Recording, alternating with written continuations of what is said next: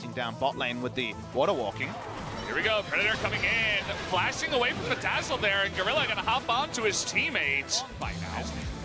Even though it is a bit later on 8.4, and here we go, finally they do engage, and Strick is gonna go down to a long spear. It does finally get taken out. Let's see how this happens. They went out on the blasting plant, and then Khan just says, well, this is gonna be a kill, and it was too easy. Going on to Trick. Remember that it's no tracker's knife, so Peanut was always going to be relatively buff. Speaking of Peanut, Crazy getting low, and Peanut is bloodthirsty, picks up another kill. Khan. Conservatives, why we don't really understand. First pick Olaf into weaker lanes, but maybe Olaf can get a trade here. Yeah, here we go, not looking so good for Khan. He's just trying to survive here, but the barrel coming in and to make something happen. Looking for Trick in his jungle though. Oh, he snuck over here. That's a nice chunk of damage, and Trick even flashes the wall. For one, as Camille's joining, they want to kill Tempt. It's going to be hard for him to get out of this one. Trying to get in range, and it almost was a solo kill over to Peanut, who's just tanking the turret. Maybe a little bit too much as the flash comes out of there. Now the TP, have they gone too far is the question. It's going to be Khan trying to make his way out, but unlimited axes, they're going to re-engage here, and that Olaf is way too low. Down he goes, not tanky at all. Now it's 3-on-1. They are styling on BBQ, but maybe a little bit too much. Here comes Corky. He's going to be able to pick up one, and Khan getting extremely low. Gonna pick up that plant. We're getting the mega zoom out here. Oh! Gonna zoom into Khan now, who's trying to get that hook shot up. Ignar trying to go around the right side. Okay. Galio goes down to the turret. It's an execution, and Khan is looking to get out the flash. He dodges it. He's trying to outplay them. The Valkyrie comes in. He's gonna live. Nothing they can do. Unbelievable, Khan. He pulls off the impossible again. How does he always do it? On every champion, he surprises you. Gets away from all of it. Praying Gorilla walking up. The execution as well. Kingzone were too aggressive. They should have. Always looking for his options when it comes to a Chains of Corruption onto Ghost. As I guess. Okay, this is the replay of how BDD died to a turret. He just walked into it, I think. Wasn't quite in parlay ranges. On the main screen, we got action going on. Peanut is at it again. They're gonna knock away that Galio. The Cannon Barrage comes in. Another situation doesn't look good for Kingzone. But again, it looks like they're gonna get out here. The axe coming in. They're turning out the Trick. Cosmic Radiance now on the Dazzle. Looking to get onto Gorilla, who flashes away after using the perfectly timed ultimate. Now they're turning out the Trick. Peanut, he wants blood again. Is gonna get one. And flashing in now is Prey. One auto would do it, but he misses. And finally, Tempt coming in. The perfect block. How does no one die? What is happening on the Rift? Kingzone are untouchable. Are we sure we shouldn't pause the game and check for bugs? Because they just never die in any of these. They take wrong trades, they're too aggressive, but they never pay for it. And they're always there as a team of 5 to back each other up. And they always want more. They're never satisfied. A TP Speaking is of coming more, in. They will go for another kill. They're going for Ghost. There's one. Can they make it 2? The cleanse on Ignar, will it save his life? The answer here is looking like a no. The heal coming in, Peanut goes too deep.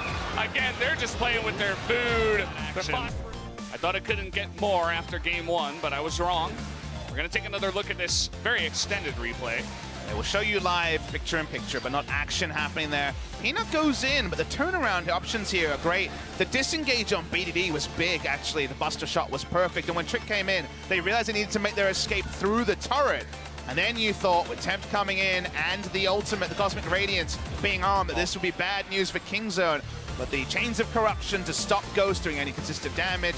BDD able to occupy Tempt on the top side. No one ever dies against Kingzone as Gorilla walks up and basically has the biggest note button ever to the Corky, who wonders how he could not kill the 200 health 80 carry. They back away from all of it. Outrageous stuff from Kingzone, and a confirmation that Korea does a lot of the best things right in League of Legends. We have the best fiestas as well.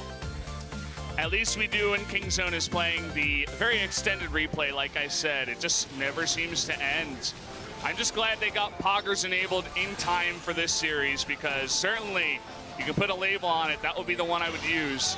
Peanut just... That last TO actually told him, and he was he couldn't get the E in because the turret went behind the turret and opened up space. outrageous. Signar really wants to flash.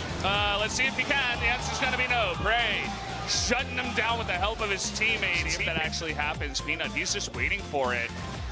They're going to make the play happen themselves. Who's flanking who? Comes in. They're like, wait, what the hell? Are we the ones that are debated? The answer is yes. As crazy, no way out of this one. Hextech Ultimatum even used to secure that kill. Everything else, the Galio was in mid lane. They will get a turret from this, so that's still good news.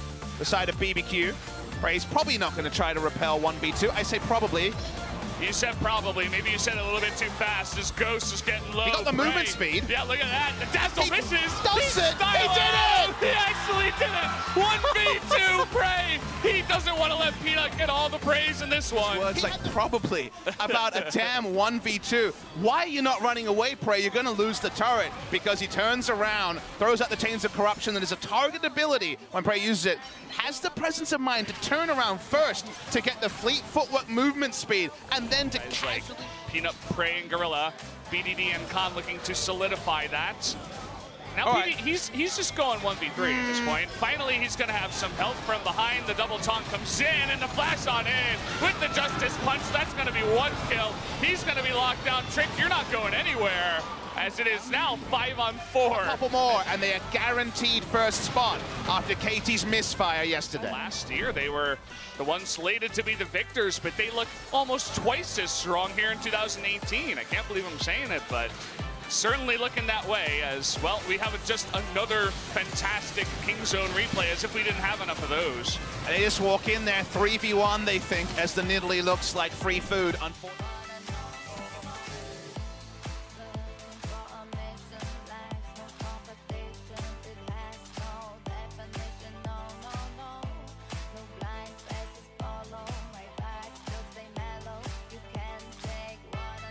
Nidalee together can probably kill someone with 2 Qs. Ult here for the emergency engage. They're gonna try for it, running at the Varus, and he disappears. As he said, he's got the ability, but he disappears. And Temps now getting extremely low. They're fighting for their lives, but they have nothing left to fight for at this point. King Zone with the Baroned up Bannon minion. That's Steve Bannon himself coming on into this one, trying to get the win in 25 minutes perhaps, as the super minions pushing on in the mid lane. That's gonna do it, guys. The curtains are closing early. The show's over. Getting that last kill is Peanut, and down will go the Nexus. The Zonias once again, not the first time we've seen that. Quick 2-0 from King Zone Dragon X. And Bruce Bannon is what we call the Bannon minion when it comes to King Zone, because he turns into the Hulk.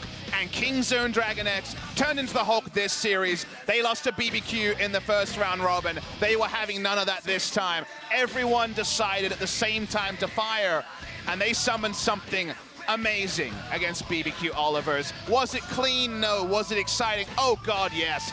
Unbelievable performance by them. They consider themselves to be the best. They are the best. They are 2 series ahead of the competition. And on this week, we saw a lot of weird and wonderful stuff on 8.4, but King Zone bookended it with 4 amazing games.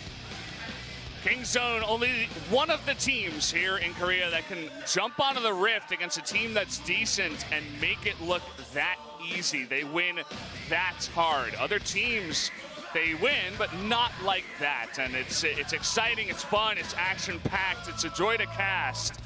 BBQ, whenever this happens too, the other team always looks dumbfounded. They're like, what the hell? How did we lose that fast? They're left with their heads scratching and mouth agape, and it's just not good feels. They'll have to go back to the drawing board for this one. And when the meta suits them, you have this quandary where they have 5 better players than you, and also, if their macro is on point, they have that going as well. They have experience, they do not tilt. There's just a stacking level of dread that is brought, as any of the game's replays are going to be definitely noteworthy. This was the attempt at an all-in. They knew they would lose around the banner of Command Minion if they didn't engage. Engage they did, but unfortunately it was only folly, as King Zone took down closest target, cleaned it up, even went for some fountain diving, because why not? And King Zone Dragon X, best team in Korea, will roll on.